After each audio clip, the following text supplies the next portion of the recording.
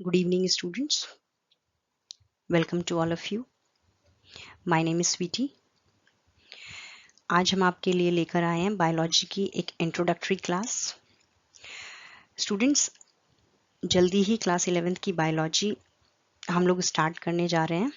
तो आज मैं आपके लिए सिर्फ एक इंट्रोडक्टरी, एक ब्रीफ ओवरव्यू, जिसको आप कह सकते हो, ऐसी एक छोटी सी वीडियो लेकर आई हूँ। होप आपको पसंद आएगी।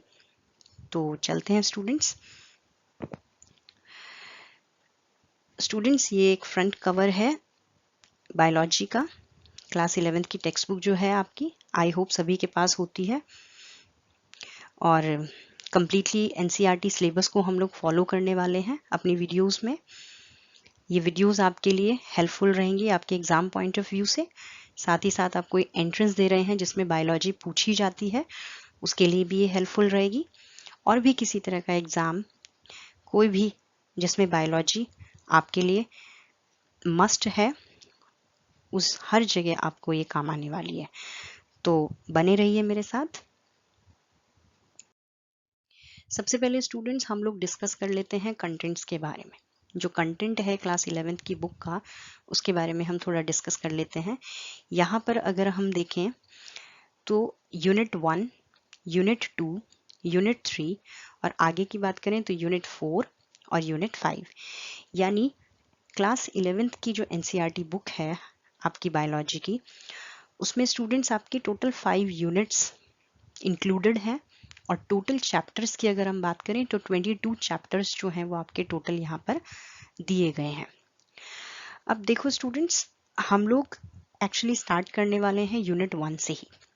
और यूनिट 1 क्या है आपका? Diversity in the living world, यानी एक ऐसा संसार जो लिविंग है और जिसमें बहुत सारी डाइवर्सिटी है, यानी जो डाइवर्स है हर तरीके से, हर रेस्पेक्ट में। डाइवर्सिटी का हिंदी में क्या मतलब होता है स्टूडेंट्स? डाइवर्सिटी का मतलब होता है विविधता। यानी कुछ भी आप यहाँ पर देख रहे हो, हर एक चीज में, हर एक रेस्पेक्ट में, चाहे हम ह्यूमन बीइंग की बात करें, चाहे हम प्लांट्स की बात करें, चाहे हम एनिमल की बात करें, चाहे हम माइक्रो ऑर्गेनिजम्स की बात करें, किसी भी तरह की लाइफ फॉर्म जब हम यहाँ पर देखते हैं तो हर एक में कोई ना कोई वेरिएशन मिलती है। चाहे उनके कैरेक्टर्स की बात करें, चाहे उनके फीचर्स की बात करें, चाहे उनके अपीयरेंस की बात करें, जो फिजिकल अपीयरेंस होती है, तो हर एक तरीके से वो कैसे ना कैसे, किसी ना किसी रेस्पेक्ट में एक दूसरे से क्या होते हैं? डिफरेंट होते हैं। तो ये मतलब हम डाइवर्सिटी का यहाँ से ले सकते हैं। अब इसमें सबसे पहला चैप्टर है स्टूडेंट्स आपका द लिविंग वर्ल्ड। सबसे पहला चैप्टर जो दिया गया है इसमें, द लिविंग वर्ल्ड। तो स्टूडेंट्स हम लोग ये जो क्लासेस स्टार्ट कर रहे हैं एनसीईआरटी की, ये हम इसी तरीके से पढ़ने वाले हैं जैसा बुक में दिया गया है। लेकिन इसको और इंटरेस्टिंग बनाने के लिए स्टूडेंट्स, मैं यहाँ पर आपको कुछ बताना चाहती हूँ। जैसे हम लोग हर एक, जैसे 5 यूनिट्स इसमें आपको दी गई हैं, तो हम लोग ऐसा नहीं करेंगे कि एक यूनिट के ही सारे चैप्टर्स एक बार में हम लोग पढ़ लेंगे। नहीं, ऐसा हम क्यों नहीं करेंगे ये भी मैं आपको बताऊंगी। हम लोग क्या करने वाले हैं स्टूडेंट्स, हर यूनिट से फर्स्ट चैप्टर को हम सबसे पहले लेंगे। हर यूनिट से, यानी 5 यूनिट्स हैं इसमें, और हर यूनिट की जो पहली चैप्टर है आपकी, वो हम सबसे पहले हर यूनिट का पढ़ेंगे। ऐसा हम क्यों करने वाले हैं स्टूडेंट्स? क्योंकि देखो कई बार क्या होता है स्टूडेंट्स, जब हम पढ़ते हैं तो जैसे आपकी यूनिट फर्स्ट का चैप्टर 1 है द लिविंग वर्ल्ड। अब सारे चैप्टर्स इंपॉर्टेंट हैं एनसीईआरटी के, नो डाउट। हर एक चैप्टर को बहुत ही कंसंट्रेशन के साथ, बहुत ही हार्ड वर्क के साथ, बहुत ही अच्छे से हम लोगों को एक एक लाइन उसकी हम लोगों को क्या करनी है? थॉरली रीड करनी है। ठीक है? तो ऐसा नहीं है कि एकदम से हम सब कुछ पढ़ लेंगे, it will take time. But हम लोग जो भी पढ़ेंगे बहुत अच्छे से पढ़ेंगे और बहुत ही सिंपल मैनर में पढ़ेंगे, हर एक को समझ आए। ये हमारी स्ट्रैटेजी, ये मेरी स्ट्रैटेजी यहाँ पर रहने वाली है। तो चैप्टर 1 की अगर मैं बात करूँ, द लिविंग वर्ल्ड, जैसे मैं कह रही थी कि हर एक यूनिट का हम पहला फर्स्ट चैप्टर कंप्लीट करेंगे सबसे पहले। ऐसा हम क्यों करेंगे? देखिए, जब हम पढ़ते हैं तो कई बार क्या होता है कि शुरू में हमारा जो मोटिवेशन होता है वो भी ज़्यादा होता है, इंटरेस्ट भी बहुत ज़्यादा होता है। लेकिन धीरे धीरे, जब जैसे आप यहाँ बात करें, चैप्टर 1 लिविंग वर्ल्ड हम लोग पढ़ लेंगे। चैप्टर 2 बायोलॉजिकल क्लासिफिकेशन, ये भी इतना लेंदी चैप्टर नहीं है, ये भी बहुत इंटरेस्टिंग चैप्टर है, इसको भी हम कवर कर सकते हैं, ठीक है। लेकिन चैप्टर 3 और 4 चैप्टर ऐसे हैं स्टूडेंट्स, प्लांट किंगडम और एनिमल किंगडम, जो लेंदी तो है ही लेकिन मोस्ट इम्पॉर्टेंट चैप्टर्स हैं। चैप्टर्स आपके इतने इम्पॉर्टेंट हैं स्टूडेंट्स कि इनको पढ़ने के लिए आपको बहुत कंसंट्रेशन के साथ इनको पढ़ना पड़ेगा। आपको मतलब एक बहुत अच्छे तरीके से इनको पढ़ना पड़ेगा, ठीक है।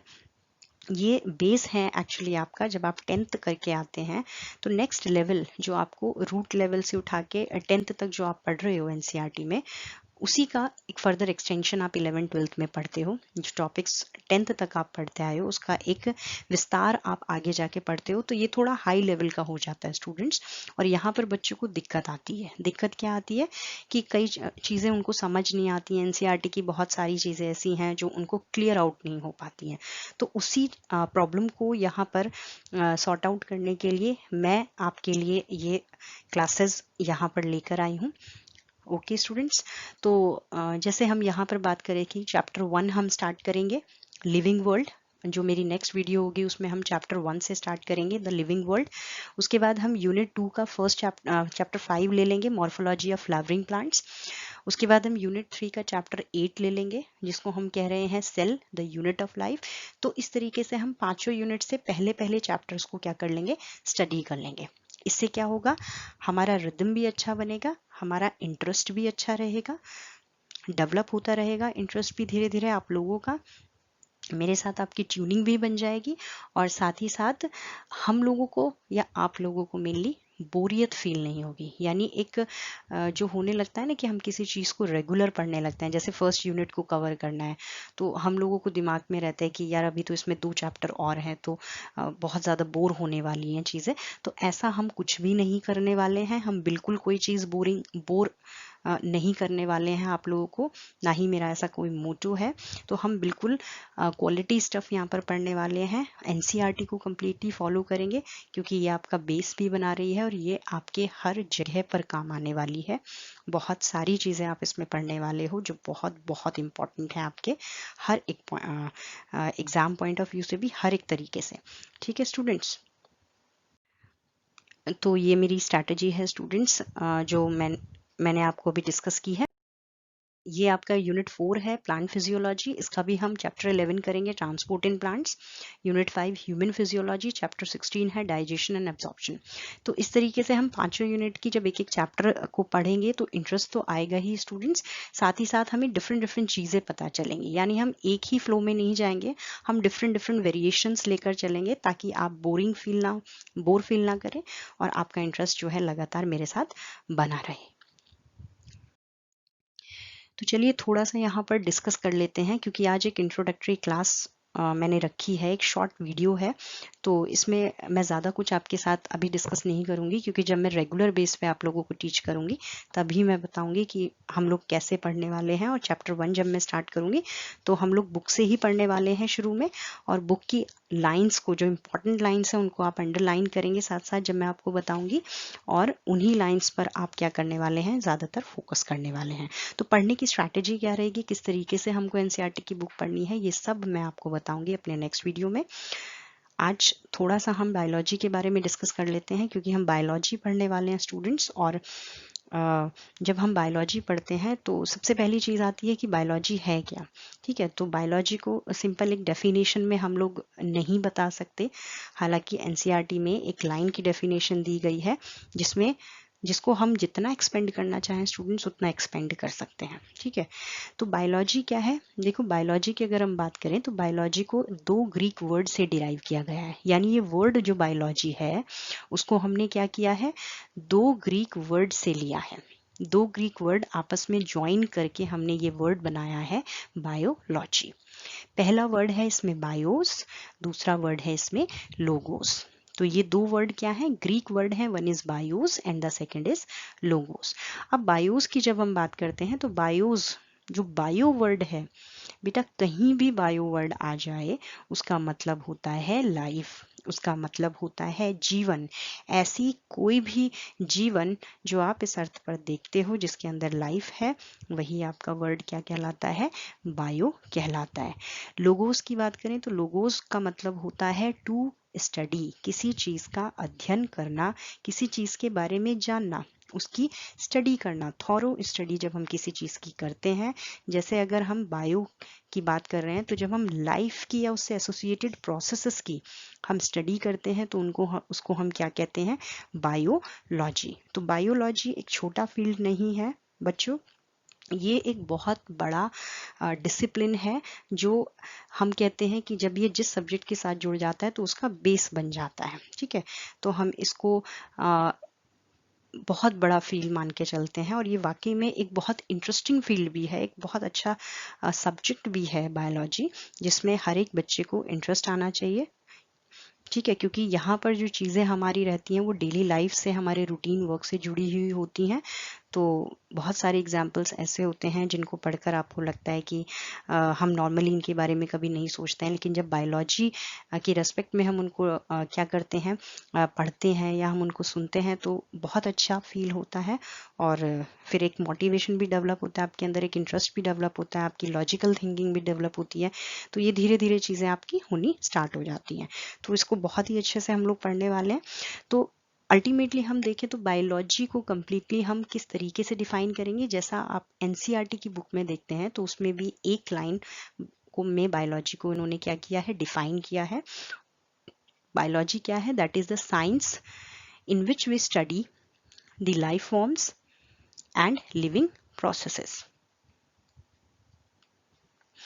मतलब कि एक ऐसा विज्ञान जिसमें हम अध्ययन करते हैं लाइफ फॉर्म्स का, जितनी भी ऐसी फॉर्म्स हैं, क्रिएचर्स हैं जो लिविंग हैं, और साथ ही साथ इनके अंदर जितने भी प्रोसेसेस चलते हैं या ऐसे कोई भी क्रियाएं जो लिविंग हैं, वो जब हम स्टडी करते हैं ऐसे विज्ञान जिसके अंदर हम ये स्टडी कर रहे हैं लाइफ फॉर्म्स और लिविंग प्रोसेसेस की, उसको हम क्या कहते हैं students?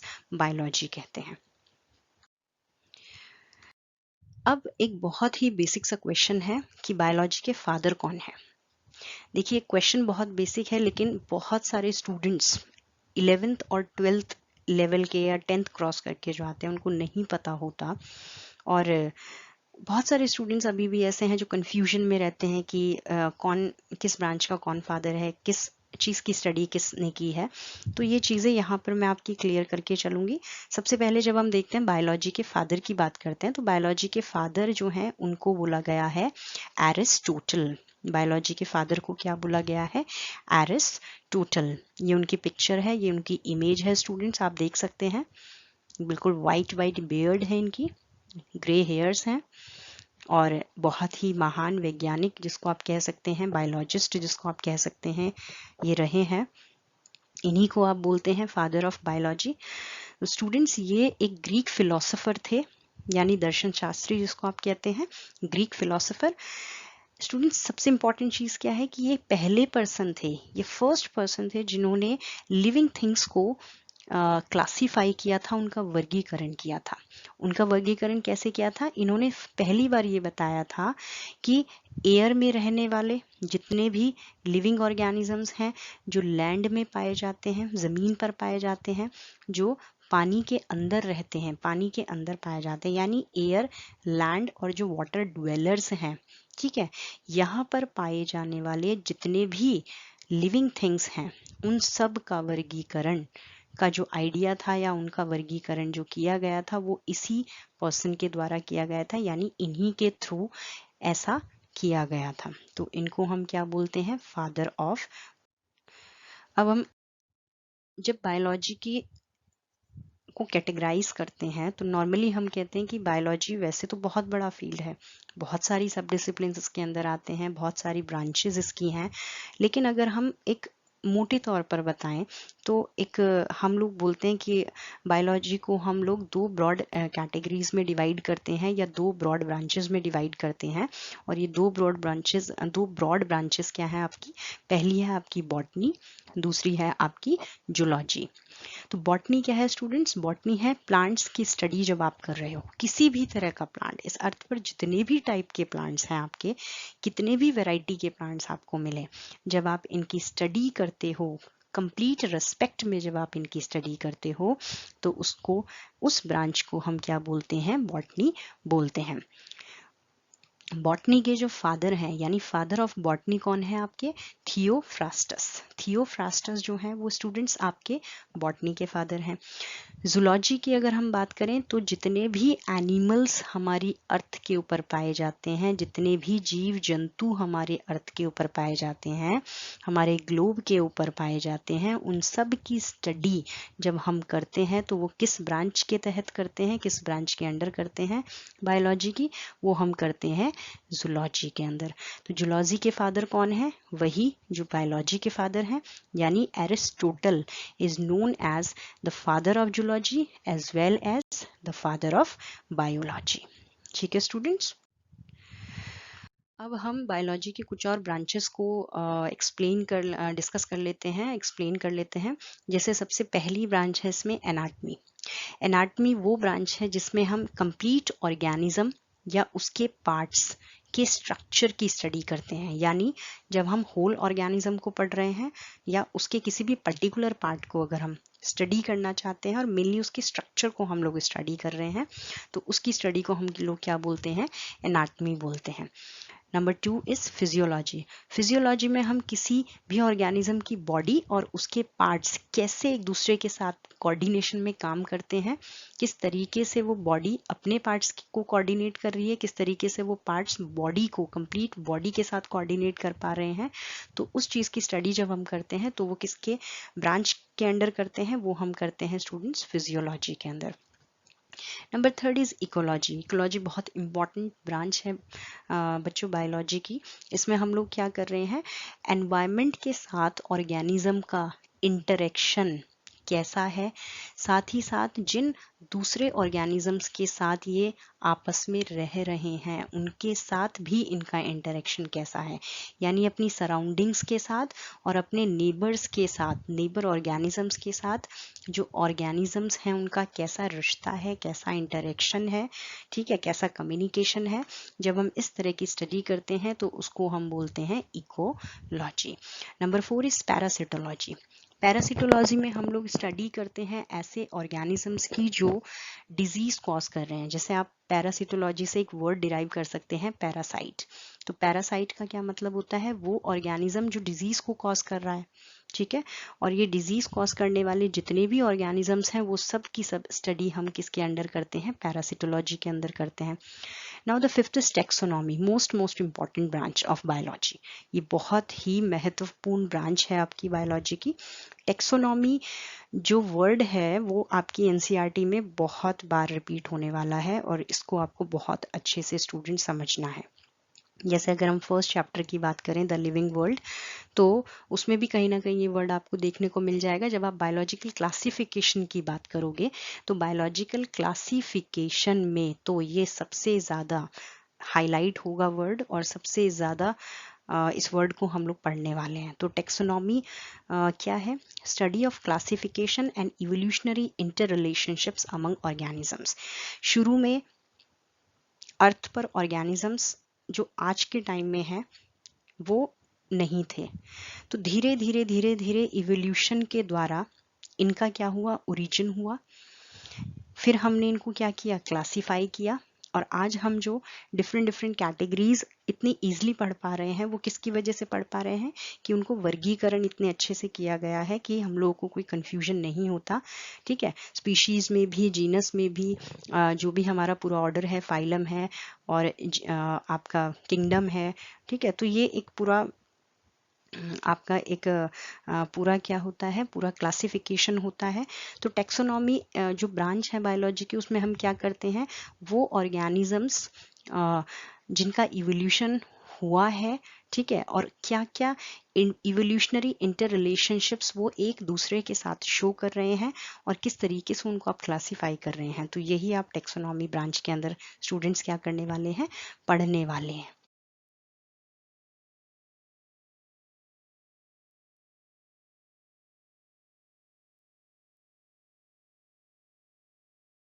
Now the sixth branch is embryology.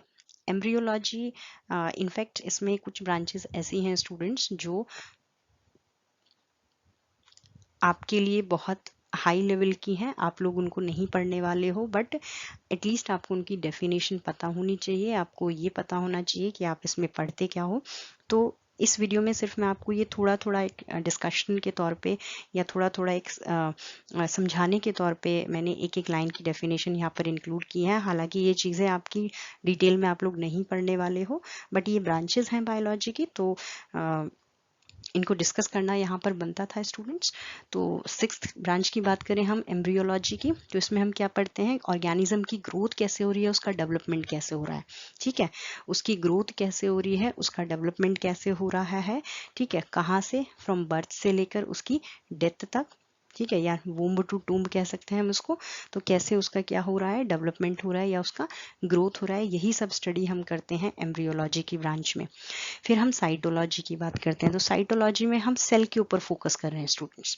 Cell का क्या स्ट्रक्चर है, क्या फंक्शन है, किस तरीके से वो क्रिया कर रहा है किसी ऑर्गेनिज्म की बॉडी के अंदर, कैसी उसकी संरचना है, क्या क्या उसके अंदर प्रेजेंट होता है, ठीक है। तो यही हम सब स्टडी करते हैं सेल के बारे में, तो उसको हम कहते हैं साइटोलॉजी। एट्थ होता है हमारा माइक्रोबायोलॉजी। अब माइक्रोबायोलॉजी में आपको दो वर्ड से बना है, माइक्रो और बायोलॉजी, यानी एक ऐसी साइंस, एक ऐसी बायोलॉजी जिसमें हम माइक्रो ऑर्गेनिजम्स की स्टडी करते हैं। जितने भी माइक्रो ऑर्गेनिजम्स हैं उन सब की स्टडी जब हम करते हैं, जैसे बैक्टीरिया हो गया, प्रोटोजोन्स हो गया, वायरसेस हो गए, तो उसको हम क्या कहते हैं, माइक्रोबायोलॉजी कहते हैं। फिर आता है हमारा पैलियोंटोलॉजी। पैलियोंटोलॉजी में हम फॉसिल्स की स्टडी करते हैं। फॉसिल्स क्या होते हैं, जीवाश्म होते हैं आपके, जो डेड रिमेन्स होते हैं, जो सालों पहले आपके दबे हुए हैं, जिनकी एज का आप पता लगाते हैं कार्बन डेटिंग टेक्निक की हेल्प से, ठीक है। जैसे आपके डायनासोर्स आपके क्या हो गए थे, एक्सटिंक्ट हो गए थे, फिर उनके जीवाश्म पाए गए कई हजार साल पहले, जब वो दब गए तो उनके जीवाश्म हमें फॉसिल्स मिले। फॉसिल्स की हेल्प से हमने उनकी एज को क्या किया, डिराइव किया कि वो कितने वर्ष या कितने हजार साल पहले यहाँ पर अर्थ पर पाए गए थे। तो इस तरह की पूरी स्टडी जो आती है वो पैलियोंटोलॉजी ब्रांच के अंडर आती है। Number 10 is genetics. जेनेटिक्स क्या है students, study on how traits are inherited and passed on one to the next generation. इसका मतलब क्या है कि जेनेटिक्स में हम क्या करते हैं, ऐसे ट्रेट्स की, जितने भी ट्रेट्स एक जनरेशन से दूसरी जनरेशन में इनहेरिट हो रहे हैं, यानी नॉर्मली यहाँ पर हम किस चीज़ की स्टडी कर रहे हैं कि जैसे पेरेंट्स हैं, पेरेंट्स से जब ऑफस्प्रिंग बनता है तो ऑफस्प्रिंग जो है उसमें कौन कौन से कैरेक्टर्स अपने पेरेंट्स से नेक्स्ट जनरेशन में उसके पास आए हैं, ठीक है, वही हम यहाँ पर क्या कर रहे हैं, स्टडी कर रहे हैं। और ट्रेट्स यहाँ पर क्या है, बेसिकली जीन्स होती हैं आपकी, जो डीएनए का एक सेगमेंट होता है।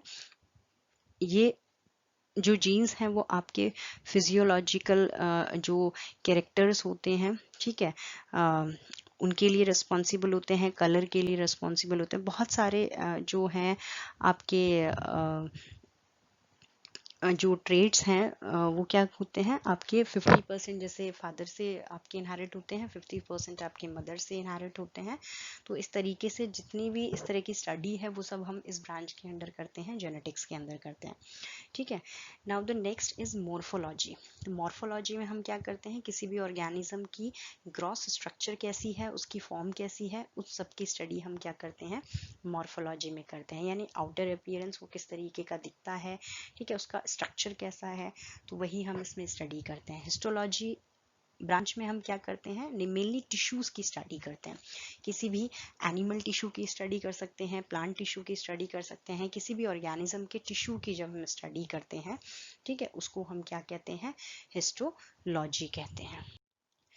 तो ये थी आपके लिए एक छोटी सी वीडियो क्लास, जिसमें हमने आपको थोड़ा सा ब्रीफ ओवरव्यू दिया, एनसीईआरटी के टेक्स्ट बुक का सिलेबस क्या है, प्लस आपकी बायोलॉजी का थोड़ा सा ओवरव्यू हमने आपको यहाँ पर दिया है कि क्या है, क्या क्या उसकी ब्रांचेस होती हैं, कितने ब्रांचेस में उसको डिवाइड किया जाता है, फादर कौन है बायोलॉजी का, उनकी ब्रांचेस जो बॉटनी जूलॉजी हैं उनका फादर कौन है, ठीक है। तो ये सब हमने स्टूडेंट्स यहाँ पर डिस्कस किया। आई होप आपको ये वीडियो बहुत अच्छी लगी होगी, और अगर आपको ये वीडियो अच्छी लगी है तो प्लीज़ आप इसको सब्सक्राइब कर लीजिए, ताकि अगले वीडियो के नोटिफिकेशंस मैं जब भी अपलोड करूं आपको टाइमली मिल सके। And do like and comment अगर आपको वीडियो अच्छी लगी हो, और प्लीज़ अपने दोस्तों के साथ भी शेयर करें और बने रहें मेरे साथ। तो चलते हैं फ्रेंड्स, बाय बाय।